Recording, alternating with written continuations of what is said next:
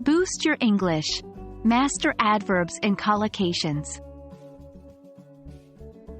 Hello, language learners. Today, we're going to be focusing on an incredibly important topic in English language learning, which is how to correctly use adverbs within collocations. If you've been having trouble with this, don't worry. We're going to break it down step by step to help you improve your understanding. Before we dive into creating sentences, let's clarify what we mean by adverbs and collocations. An adverb typically modifies a verb, adjective, or other adverbs and tells us how, where, when, how much, and with what frequency something happens.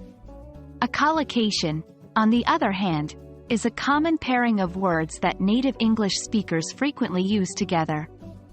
Common errors often occur when we use the incorrect adverb with a certain verb, adjective, or adverb that it's not typically collocated with, making the phrase sound unnatural. Let's take a look at a few examples of incorrect adverb usage in collocations. Wrong. She sings very beautifully. Correct. She sings beautifully. In this case, it is uncommon to use very with beautifully. Another example. Wrong. I'm deeply sorry for my mistakes. Correct. I'm really sorry for my mistakes. Deeply isn't commonly used with sorry in casual conversation. Now, it's your turn. Let's practice creating sentences with correct adverb usage.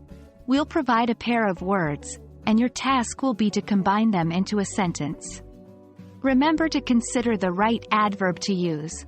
Here are some pairs to start. 1. Run, verb, plus quickly, adverb. 2. Speak, verb, plus clearly, adverb. 3. Work, verb, plus hard, adverb. An example of a sentence for the first pair could be, the athlete had to run quickly to catch up with the competition. The best way to perfect your adverb usage in collocations is through continuous practice. Start noticing the collocations native English speakers use in everyday speech, books, movies, or any English content you consume. Pay attention to the adverbs they use and how they use them. Over time, it will become second nature to you.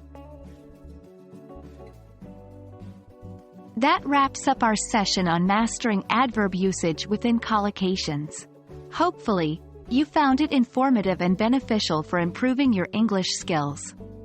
Keep practicing, and soon enough, you'll be using adverbs like a pro in your collocations. Thanks for joining us, and until next time, keep learning.